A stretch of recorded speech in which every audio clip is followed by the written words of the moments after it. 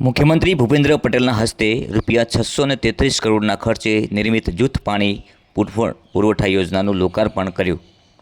મુખ્યમંત્રી ભૂપેન્દ્ર પટેલે આખોલ ખાતે યોજનાની ઝીણવટભરી તપાસ કરી માહિતી મેળવી પ્લાન્ટનું સ્થળ નિરીક્ષણ પણ કર્યું।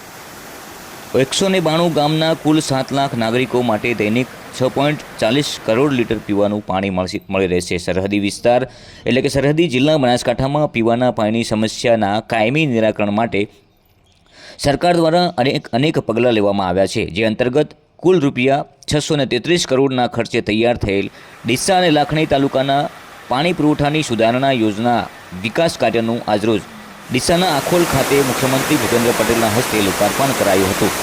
મુખ્યમંત્રી ભૂપેન્દ્ર પટેલે સમગ્ર યોજનાની ઝીણવટભરી માહિતી મેળવી પ્લાન્ટનું નિરીક્ષણ પણ કર્યું હતું। બનાસકાંઠાના ડીસા, લાખણી, કાંકરેજ અને દિયોદર તાલુકાના ગામડાઓ અને થરા શહેરને પીવાનું શુદ્ધ પાણી મળી રહે તે માટે ગુજરાતના સરકાર દ્વારા દેવપુરા વાવ ઓપટેક અને રાણકપુર ઓપટેક સુધારણા યોજના વર્ષ 2020માં તૈયાર કરવામાં આવી હતી, જે યોજનાની કામગીરી પૂર્ણ થતાં ડીસાના આખોલ ખાતે મુખ્યમંત્રી ભૂપેન્દ્ર પટેલના હસ્તે આજે લોકાર્પણ કરવામાં આવ્યું છે।